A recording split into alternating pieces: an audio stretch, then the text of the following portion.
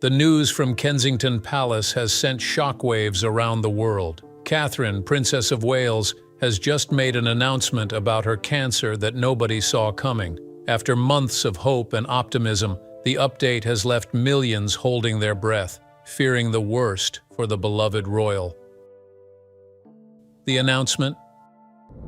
The statement arrived without warning on the afternoon of December 5, 2025, posted on the official Kensington Palace social media channels, and distributed to media outlets simultaneously. Those who had been following Catherine's cancer journey knew immediately that something was different about this announcement. The tone was wrong.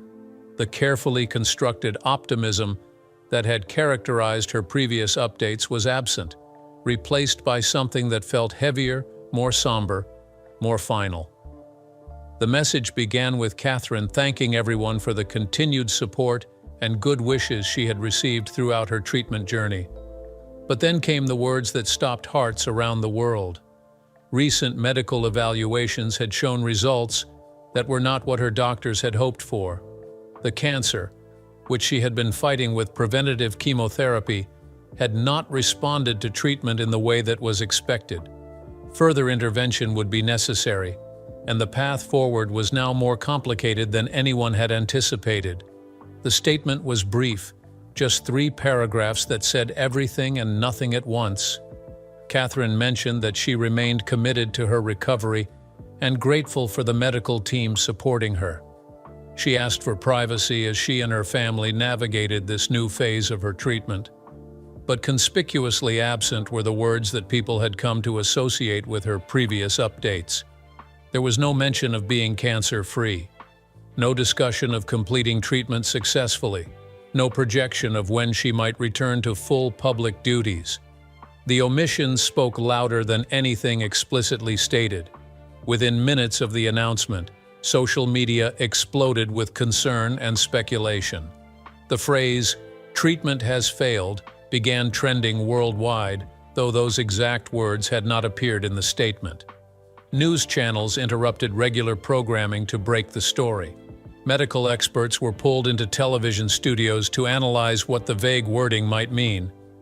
The global outpouring of support was immediate and overwhelming, with messages from world leaders, celebrities, and millions of ordinary people who had followed Catherine's journey and were now devastated by this update. Prince William had been photographed earlier that day leaving the London Clinic, one of the city's most prestigious private hospitals. The images, captured by photographers who had been monitoring royal movements, showed a man who looked utterly destroyed. His face was drawn, his eyes hollow, his usually impeccable appearance disheveled in ways that suggested he had been at the hospital for hours, perhaps through the night. Palace sources later confirmed that William had indeed spent the previous evening and early morning with Catherine as she underwent tests that would lead to the afternoon's devastating announcement. The decision to make this information public had not been easy.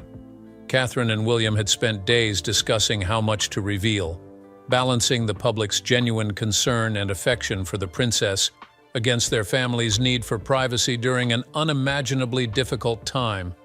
The children, George at 12, Charlotte at 10, and Louis at 7, were old enough to understand that their mother was very ill, but shielding them from the full gravity of the situation remained a priority. Yet the alternative to a public statement was allowing speculation and rumor to run wild, which would be even more painful for everyone involved. Kensington Palace had prepared for an onslaught of media inquiries following the statement, and those preparations proved necessary. Within an hour, hundreds of journalists were seeking additional details, clarification, and any scrap of information beyond the bare-bones announcement. But the palace communications team held firm. A spokesperson repeated variations of the same message to every outlet. The Princess of Wales had shared what she felt comfortable sharing. The family was requesting privacy. No further details would be provided at this time. Medical information was personal and would remain confidential, but the lack of details only fueled more questions and more fear. What exactly had the medical evaluations shown? Has the cancer spread? Was Catherine facing a terminal diagnosis? The statement had mentioned further intervention being necessary, but what did that mean? More chemotherapy, radiation, surgery, clinical trials? The uncertainty was agonizing for a public that had grown to love Catherine deeply, who had celebrated her marriage to William, who had watched her raise 3 beautiful children, who had admired her grace under the intense pressure of royal life. Medical experts analyzing the statement on news programs tried to offer context without speculating irresponsibly. They explained that cancer treatment was complex, that initial treatments sometimes failed to achieve desired results, but that did not necessarily mean a terminal outcome. There were many second-line therapies, advanced treatments, and clinical trials showing promise, but they also acknowledged that the wording of the statement suggested a significant setback, something more serious than a minor complication or a need for additional preventative measures. The timing of the announcement, coming just as Britain was preparing for the Christmas season, added to the emotional weight. Catherine had always been central to royal Christmas celebrations. The images of her and the family walking to church on Christmas Day at Sandringham had become iconic. Now those celebrations felt uncertain. Would she be well enough to attend? Would the family even attempt to maintain normal traditions while facing this crisis? The questions swirled, unanswered, and unanswerable. Friends of the couple, speaking anonymously to close contacts in the media, painted a picture of a family in crisis, but determined to face it together. William was described as absolutely devoted to Catherine, spending every possible moment by her side, having cleared his calendar of all but the most essential commitments. The children were being kept to their normal routines as much as possible, attending school and activities, but the strain was evident to teachers and staff who interacted with them daily. The Middleton family had essentially moved into Adelaide Cottage, Catherine's parents, Carol and Michael, providing support and normalcy for their grandchildren, while their daughter faced the fight of her life. The announcement had been Catherine's decision according to those close to the situation. She had wanted to control the narrative, to share the news in her own words before it leaked or was discovered by the press. She had written much of the statement herself, with input from William and her medical team to ensure accuracy. The brevity was deliberate. She was not ready to share more, did not have more to share, and wanted to preserve what little privacy remained to them. But she also knew that silence would be interpreted as the worst possible news, so some statement had become necessary. As evening fell on December 5th, Britain and the world were left to process news that felt almost too heavy to bear. Catherine, at just 42 years old, beloved Princess of Wales, mother of 3, a woman who had seemed to be winning her battle against cancer, was now facing a reality that was far more frightening than anyone had wanted to contemplate. The announcement had come.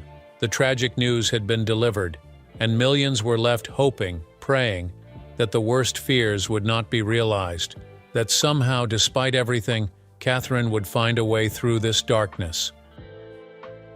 The treatment journey.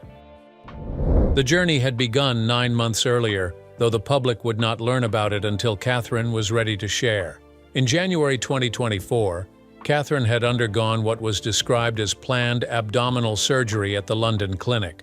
The procedure was initially presented as successful, with expectations that she would recover fully and return to duties after Easter. But post-surgical testing had revealed the presence of cancer. The type was never specified publicly, respecting Catherine's privacy, but the discovery had turned what should have been a routine recovery into the beginning of a grueling treatment protocol. Catherine's video message announcing her diagnosis on March 2024 had been watched by hundreds of millions around the world. Filmed in the gardens of Windsor, with spring flowers blooming behind her, Catherine had spoken directly to the camera with a calmness and courage that moved people to tears. She explained that tests after her surgery had found cancer, that her medical team had advised preventative chemotherapy, and that she was in the early stages of that treatment. She asked for privacy for her family, especially her children, and expressed confidence in her medical team and in her eventual recovery. The use of the term preventative chemotherapy had been carefully chosen and had given many people hope. It suggested that the cancer had been caught early, that the treatment was precautionary rather than curative in intent, and that Catherine's prognosis was good. Medical experts had explained at the time that preventative or adjuvant chemotherapy was standard practice after surgery for many types of cancer, designed to eliminate any remaining cancer cells and reduce the risk of recurrence. The fact that Catherine was strong enough to make a video, looking healthy and composed, had reinforced the sense that this was serious but manageable. The months that followed had been difficult, but had seemed to follow the expected trajectory. Catherine had disappeared from public view, focusing entirely on her treatment and her family. William had taken on a reduced schedule, prioritizing time at home while still fulfilling essential duties. The children had been kept in their normal routines as much as possible, a decision Catherine and William had made deliberately to provide stability during an unstable time. Rumors and speculation had swirled during Catherine's absence, but the palace had maintained a dignified silence, sharing only that the princess was progressing with her treatment as planned. Her first public appearance after beginning treatment had come in June 2024 at Trooping the Colour, the annual celebration of the king's official birthday. Catherine had appeared on the Buckingham Palace balcony with the family, smiling and waving to the crowds. She had looked thinner, visibly changed by months of chemotherapy, but present and engaged. The public's reaction had been overwhelmingly emotional, people weeping in the crowds at seeing her back, even briefly. It had felt like a turning point, evidence that she was winning her battle. Wimbledon in July had been even more significant. Catherine, as patron of the All England Lawn Tennis and Croquet Club, had attended the men's final, receiving a standing ovation from the crowd that lasted several minutes. She had smiled through tears, clearly moved by the support. The images of her presenting the trophy to the champion, looking elegant and healthy, had circulated globally as symbols of hope and resilience. She was doing it. She was beating cancer. The narrative had been one of triumph over adversity. Then, in September 2024, Catherine had released another video message, this one from a different setting, filmed with William by her side in Norfolk countryside. She had announced that she had completed her chemotherapy treatment. The relief in her voice and on her face had been palpable. She described the previous 9 months as incredibly tough for the family, acknowledged the challenges of treatment, but expressed immense gratitude for the support she had received and optimism about the future.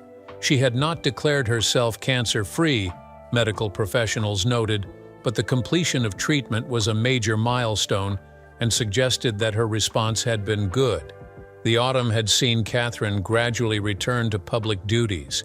She had attended Remembrance Sunday events in November, a significant and solemn engagement that demonstrated her commitment to returning to royal life. She had hosted her annual Christmas Carol concert at Westminster Abbey, an event she cared deeply about.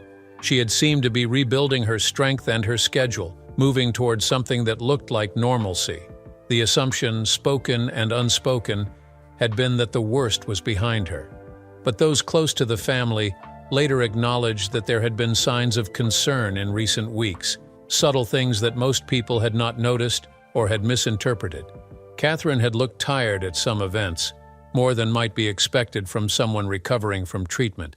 She had been seen touching her abdomen in ways that suggested discomfort. A few planned engagements had been quietly postponed or canceled with vague explanations.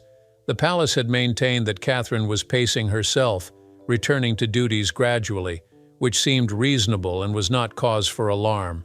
What no one outside the family and medical team had known was that Catherine had been undergoing regular follow-up scans and tests, standard protocol after cancer treatment.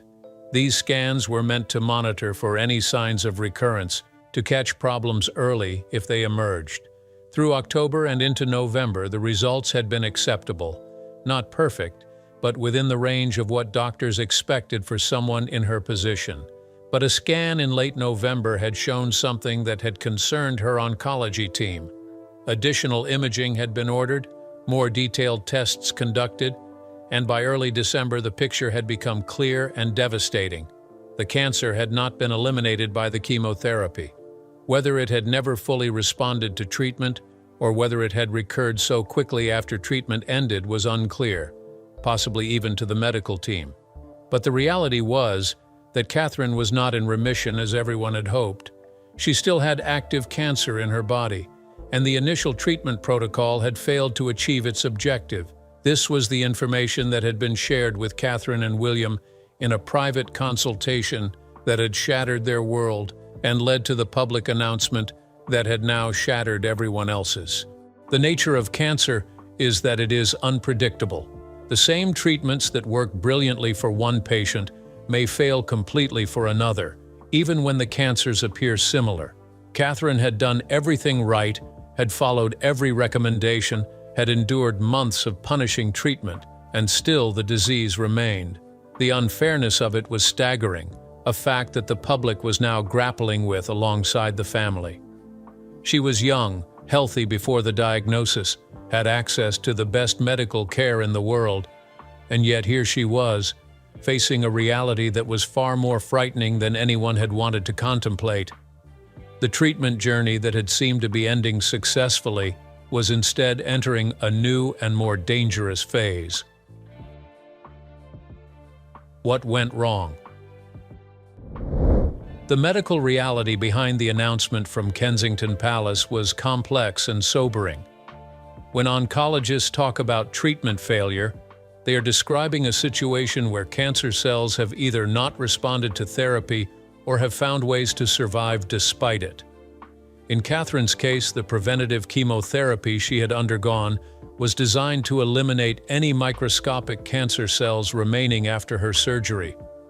The hope had been that the combination of surgical removal and systemic chemotherapy would render her cancer-free. But follow-up scans had told a different story. What the imaging likely revealed was evidence of cancer recurrence, possibly in the same location as the original tumor, or potentially in nearby lymph nodes or other organs. The speed of recurrence was concerning. For cancer to be detectable on scans just weeks after completing chemotherapy suggested an aggressive biology, cells that were resistant to the drugs that had been used to treat her. This was not uncommon in oncology, but it was always devastating when it happened, especially to someone so young with so much life ahead of her. The type of cancer Catherine had was never publicly disclosed, respecting her medical privacy, but the treatment approach and timeline suggested possibilities. Abdominal cancers in women her age could include ovarian, colorectal, or gastric cancers, among others. Each had different characteristics and prognoses, but all were serious when they recurred after initial treatment. The fact that her medical team had chosen chemotherapy as the preventative approach indicated a cancer type that was known to spread microscopically and that required systemic treatment rather than just surgery or radiation. Treatment failure in oncology does not mean the end of options, though it does narrow them significantly. Catherine's medical team would now be considering second-line therapies, treatments that are held in reserve for situations exactly like this. These might include different chemotherapy regimens using drugs that work through different mechanisms than the initial treatment. They might include targeted therapies. If testing of her tumor showed specific genetic mutations that could be exploited by newer, more precise medications. Immunotherapy was likely being discussed as well. These treatments work by enhancing the body's own immune system to recognize and attack cancer cells. They had shown remarkable results in some cancer types, turning terminal diagnoses into chronic manageable conditions or even cures. But immunotherapy did not work for everyone, and its effectiveness depended heavily on specific characteristics of both the cancer and the patient's immune system. Testing would need to be done to determine if Catherine was a candidate for these approaches. The more sobering reality was that recurrent cancer is generally more difficult to treat than newly diagnosed cancer. The cells that survive initial treatment are by definition the most resistant, the ones that have found ways to evade the drugs, meant to kill them. Treating these resilient cells often requires more aggressive approaches, combinations of therapies, and acceptance of more significant side effects. The balance between effective treatment and quality of life becomes more delicate and more difficult to maintain. Expert oncologists, speaking generally about cases like this without specific knowledge of Catherine's situation, emphasize that treatment failure after initial chemotherapy was a setback, but not necessarily a death sentence. Medical advances in the past decade had given doctors many more tools, and survival rates for recurrent cancers had improved significantly. But they also acknowledged that the prognosis had changed, that Catherine was now facing a more serious battle than anyone had hoped, and that the outcome was less certain than it had been when she first announced her diagnosis. The decision to make this information public was itself medically and strategically significant. Many people facing cancer recurrence choose to keep that information private, sharing only with close family and friends. For Catherine to announce it publicly suggested several possibilities. It might mean that her condition was serious enough that extended absences from public life would be necessary and would require explanation. It might mean that she wanted to control the narrative before tabloids discovered the truth through leaks or paparazzi surveillance, or it might simply mean that she felt a responsibility to the millions of people who had supported her journey to share the truth, however painful. The vagueness of the announcement, while frustrating to a worried public, was medically appropriate. Catherine's doctors would still be working through what exactly they were dealing with, how extensive the recurrence was, what treatment options were most appropriate, and what the realistic timelines and outcomes might be. Sharing incomplete or preliminary information would create unnecessary panic and would later require corrections if the situation evolved. Better to say little now and provide more details when the full picture is clear. What was clear, painfully clear, was that Catherine was facing a fight that was going to be longer, harder, and more uncertain than anyone had expected when she completed her initial chemotherapy in September. The optimism that had surrounded her return to public life had been shattered by the reality of cancer's unpredictability. The question now was not whether she would face more treatment, that was certain, but whether the treatments available to her would be effective where the first had failed. The answer to that question would only come with time, and time was something that suddenly felt far more precious and far less certain than it had just days before. William's breaking point, Prince William, had always been the picture of composure, the future king who maintained dignity even in the most trying circumstances. But the news of Catherine's treatment failure had pushed him past the limits of what even the most dutiful royal could endure. Those who saw him in the days following the announcement described a man who had reached his breaking point, who was facing the very real possibility of losing the woman he loved, and who was discovering that duty and protocol meant nothing in the face of that kind of loss. The toll on William had been visible for months, even before the most recent devastating news. Since Catherine's initial diagnosis in January, he had been living two lives simultaneously. Publicly, he was the Prince of Wales, carrying out engagements, supporting his father the king, representing the monarchy with the dignity expected of his position. Privately, he was a terrified husband watching his wife battle cancer, a father trying to protect his children from the full horror of their mother's illness, a man barely holding himself together while the world watched. The night that Catherine's doctors delivered the news about the treatment failure had been, according to sources close to the family, the worst of William's life. He and Catherine had sat together in a consultation room at the London clinic, holding hands as the oncologist explained that the most recent scans showed concerning findings. The medical terminology had been carefully chosen, designed to convey seriousness without destroying hope, but the message had been clear enough. The cancer had not been defeated. Further treatment would be necessary. The prognosis was now more guarded than it had been. William's immediate reaction had been to ask about options, about what came next, about how they fight this, but underneath the practical questions was a desperation that the doctors could hear in his voice. He was a man who had lost his mother at 15, who had spent his adult life terrified of losing another woman he loved, and who was now confronting that nightmare in real time. The composure he maintained during the consultation cracked once they were alone, and Catherine, despite being the one facing the illness, had found herself comforting her husband as he broke down. The decision about how much to share with the children had been agonizing. George, at 12, was old enough to understand a great deal, perhaps too much. He had been following his mother's cancer journey, had seen her sick from chemotherapy, had celebrated with the family when she completed treatment. How did you tell a child that age that his mother was not better after all, that she needed more treatment, that the outcome was uncertain? Charlotte and Louis, younger, might be spared some of the worst details, but they too would know something was very wrong.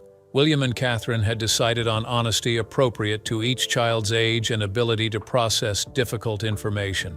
They sat with the children together at Adelaide Cottage and explained that Mummy's doctors had found that she needed more treatment, that the medicine she had taken before had not worked as well as everyone hoped. They emphasized that there were more treatments to try, that Mummy was strong, that the doctors were very good, but they also prepared the children for the fact that their mother would be sick again, that she might not be able to do all the things she wanted to do with them, that they would need to be patient and brave. George's reaction had been to become very quiet, retreating into himself in a way that worried his parents. Charlotte had cried and clung to Catherine, refusing to let go. Louis, the youngest, had not fully grasped the implications, but had picked up on the fear and sadness in the room and had become clingy and anxious. The family that had been trying so hard to return to normalcy after months of treatment was now facing the reality that normalcy was not coming anytime soon, if ever. William's relationship with his father, King Charles, had been complicated during this period. Charles had his own cancer diagnosis and treatment to manage, and while he had been generally supportive of William and Catherine, there was a distance that came from his own struggles and from the constitutional awkwardness of both the king and the future Princess of Wales being seriously ill at the same time. Charles had reached out after Catherine's announcement, had offered any support needed, but William felt more alone than supported, carrying a burden that no one else could truly share. The most painful aspect of the situation for William was the utter helplessness. He was a man who had been trained his entire life to take charge, to lead, to solve problems. But cancer could not be controlled by royal authority or force of will. He could not protect Catherine from this, could not take the illness into his own body, could not command it to leave her alone. All he could do was stand beside her, hold her hand, and watch her suffer, knowing that no amount of love or devotion or desperation would change the biological reality of what was happening inside her body. William had made a decision in the wake of the news, one that he had communicated to palace officials but not yet made public. He was stepping back from all but the most essential royal duties, effective immediately. His priority was his family, full stop. The engagements could be redistributed to other royals. The patronages could be managed by staff. The public could understand or not understand, but he was done pretending that anything mattered more than being with Catherine and supporting his children through this crisis. If that made him a bad prince or a poor excuse for a future king, so be it. He was going to be a good husband and father, and nothing else mattered. The breaking point had come not from the diagnosis itself, but from the accumulation of months of fear, the exhaustion of maintaining a brave face, the terror of an uncertain future, and the suffocating pressure of living this nightmare in public view. William had discovered that there was a limit to what duty could demand, that at some point the human being had to take precedence over the role, that loving Catherine was more important than being the Prince of Wales. The realization was liberating and devastating in equal measure, a surrender to reality that felt both like giving up and like finally being honest about what mattered. William was at his breaking point, but he was also more certain than he had ever been about where he needed to be and what he needed to do, even if the world did not understand or approve. The family rallies. The announcement from Kensington Palace had barely been public for an hour before Carol Middleton arrived at Adelaide Cottage with suitcases packed for an extended stay. Catherine's mother had always been her daughter's fiercest protector, and the news of the treatment failure had sent her into immediate action. Within the Middleton family, long known for their tight-knit closeness, the response was unanimous and instantaneous. Catherine needed them, the grandchildren needed stability, and nothing else in their lives mattered more than being there.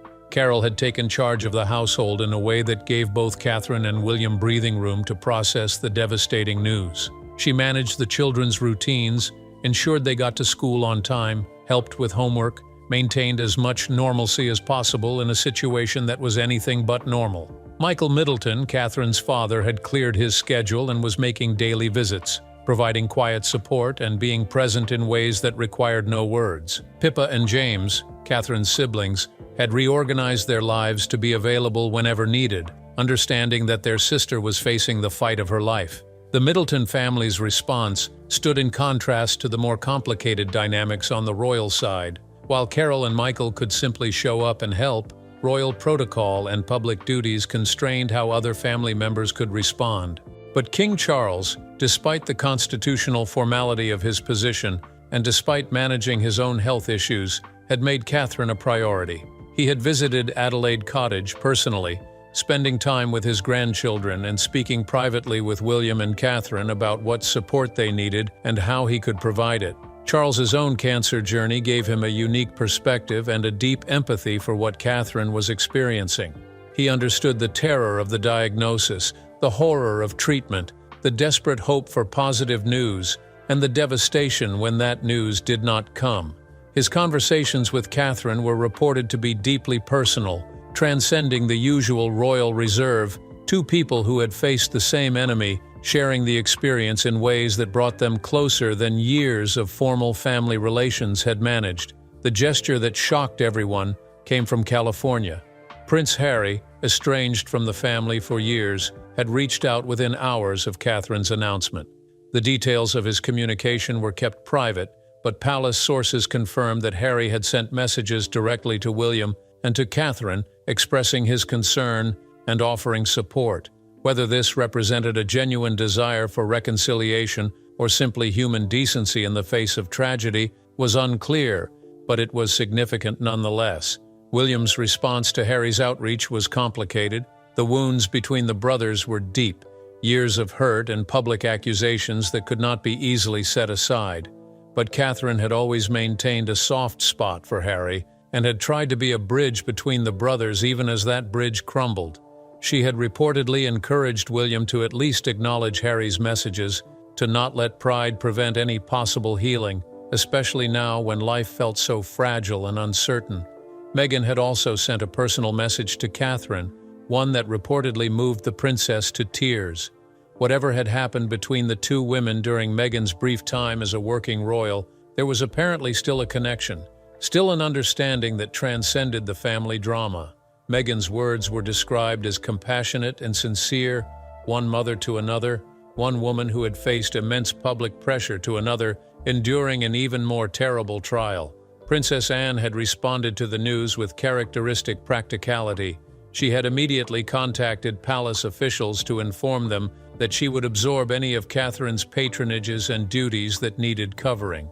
Anne, who had always been the workhorse of the family, taking on more engagements than almost anyone else, was prepared to do even more. Her message to William was simple and direct: focus on Catherine.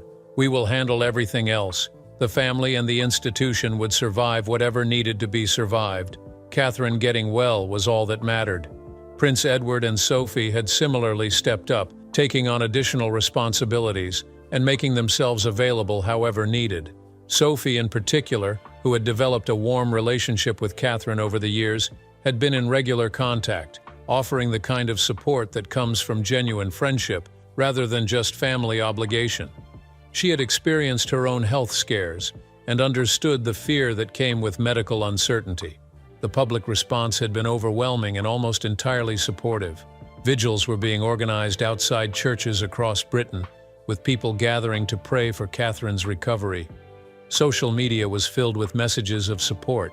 with hashtags dedicated to the princess trending worldwide.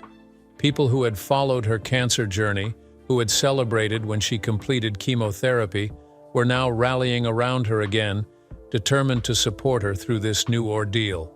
The cards, letters, flowers, and gifts arriving at Kensington Palace and other royal residences numbered in the tens of thousands within days of the announcement. The volume was so large that additional staff had to be assigned just to process and acknowledge the correspondence. Every message carried the same themes: love for Catherine, prayers for her healing, appreciation for her grace and courage, hope that she will overcome this setback. The outpouring demonstrated just how deeply the British public had taken Catherine into their hearts. Religious leaders across denominations had included Catherine in their services and their public statements. The Archbishop of Canterbury had issued a message calling for prayers for the princess and her family. Muslim, Jewish, Hindu, and Sikh leaders had similarly offered their communities support and prayers.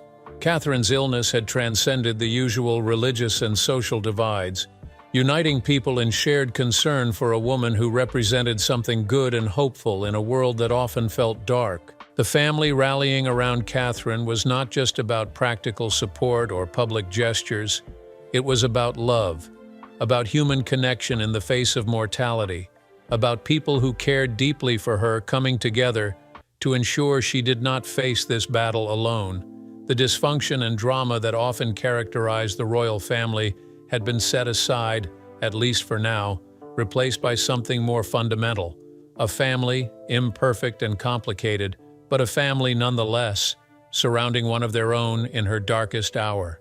Whether it would be enough, whether love and support could influence biological processes and medical outcomes, no one knew. But they were going to try, all of them, in whatever ways they could. The fight continues. The morning after the devastating announcement, Catherine woke early at Adelaide Cottage, William beside her, and made a decision. She was not giving up. The treatment had failed, the prognosis had become more uncertain, but she was not done fighting. She had 3 children who needed their mother, a husband who needed his wife, and a life she was not ready to leave behind. Whatever came next in terms of treatment, however difficult or painful, she would face it with the same courage and grace that had carried her through the previous months. Her medical team had already been working on a new treatment protocol. The scan results that had revealed the treatment failure had also provided valuable information about the cancer's characteristics, information that would guide the next steps. Tissue samples were being analyzed for genetic markers that might make Catherine a candidate for targeted therapies. Consultations were being held with oncologists specializing in the specific type of cancer she had, bringing in expertise from across the United Kingdom and internationally.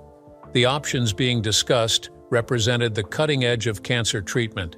Immunotherapy was high on the list, particularly newer combinations that had shown promise in clinical trials.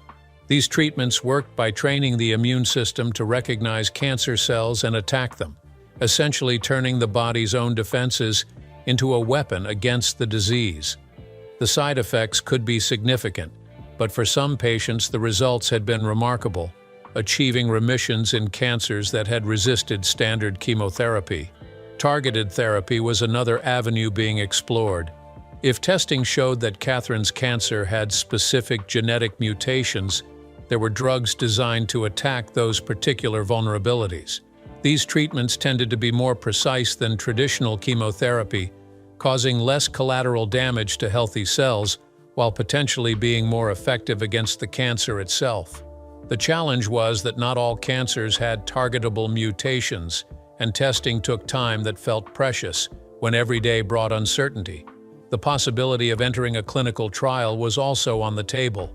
Medical research was constantly developing new approaches, testing combinations of drugs, exploring novel mechanisms for attacking cancer. Clinical trials offered access to treatments not yet approved for general use, treatments that might represent Catherine's best hope if standard options failed. But trials came with their own uncertainties, unknown side effects, and the knowledge that the treatment was still experimental and might not work. More aggressive chemotherapy remained an option as well, using different drugs or higher doses than the initial treatment. The cancer had proven resistant to the first regimen, but there were other chemotherapy agents that worked through different mechanisms. The trade-off was that more aggressive treatment meant more severe side effects, more time feeling sick, more impact on quality of life. Catherine and her doctors would need to balance the goal of fighting the cancer against maintaining her ability to be present for her family and to have some quality of life during treatment. Surgery might also play a role depending on what further imaging revealed. If the recurrence was localized, it might be possible to remove it surgically and then follow up with systemic treatment to prevent further spread. But surgery carried its own risks, particularly for someone who had already undergone one major abdominal operation and months of chemotherapy. The decision would depend on precise information about where the cancer was and whether it could be safely and completely removed. The realistic timeline for what came next was measured in weeks and months rather than days. Testing to determine the best treatment approach would take time. Once a protocol was chosen, it would need to be started and given time to work before its effectiveness could be assessed. Catherine was looking at months more of treatment, months more of uncertainty, months more of her life defined by medical appointments and scans and blood draws, and the physical and emotional toll of fighting cancer. But Catherine had resources that many cancer patients did not. She had access to the best medical care in the world, oncologists who were leaders in their fields, hospitals with the latest technology and treatment options. She had financial resources that meant cost would never prevent her from accessing any treatment that might help. She had a support system, family and friends, and an entire nation rallying around her. And she had motivation, 3 children who needed her to fight and win. Her plan for being there for George, Charlotte, and Louis through whatever came next was simple in concept, if difficult in execution. She would be as present as her health allowed, attending school events when possible, being there for bedtimes and homework and the daily routines that made up childhood. On the days when treatment made her too sick, she would do what she could, even if that was just being in the house, being available for a hug or a conversation. She would not lie to them about the seriousness of her situation, but neither would she let them see her give up hope. William's role would be to be the stable one, the parent who could always be counted on to show up, to maintain normalcy, to be strong when Catherine could not be. It was an impossible burden, but one he was determined to carry. They had always been partners in parenting, but now the balance had shifted by necessity. William would need to be everything for the children while Catherine focused on the fight for her life. It was not what they had planned, not the family dynamic they had worked to build, but it was what the situation demanded. The possibility of experimental treatments was both hopeful and terrifying. Medicine was advancing rapidly, and treatments that had not existed 5 years ago were now saving lives. But experimental meant unproven, meant risks that were not fully understood, meant the possibility of subjecting herself to difficult treatments that might ultimately fail to help. Catherine and her medical team would need to make careful decisions about how aggressive to be, how much risk to accept, when to try something new and when to stick with established approaches. The announcement, devastating as it was, had not contained the words terminal or palliative, and that absence was significant. Catherine's doctors clearly believed there were still treatments worth trying, still realistic hopes for positive outcomes. This was not yet a situation where the focus had shifted to comfort care and quality of remaining life. This was still a fight with the intention of winning, even if the path to victory had become more difficult and more uncertain. The weeks and months ahead would test Catherine in ways that the initial diagnosis and treatment had not. The optimism that had carried her through the first round of chemotherapy had been shattered by the reality of treatment failure. Now she would need to find a different kind of strength, one based not on confidence in a positive outcome but on sheer determination to keep fighting regardless of the odds. It was a strength she had shown glimpses of throughout her royal life, grace under pressure, composure in crisis, but never at these stakes. The world was watching, praying, hoping alongside her. Millions of people who had never met Catherine felt connected to her journey, invested in her survival, desperate for good news. That support was both a blessing and a burden, a source of strength but also a reminder of how public her most private battle had become. She could not fight this alone even if she wanted to, not when so many people cared and were paying attention. But ultimately, the fight would be hers to wage. The doctors could provide treatments, the family could provide support, the public could provide prayers and good wishes, but it would be Catherine's body fighting the cancer, Catherine enduring the side effects of treatment, Catherine making the daily choice to keep going when giving up would be so much easier.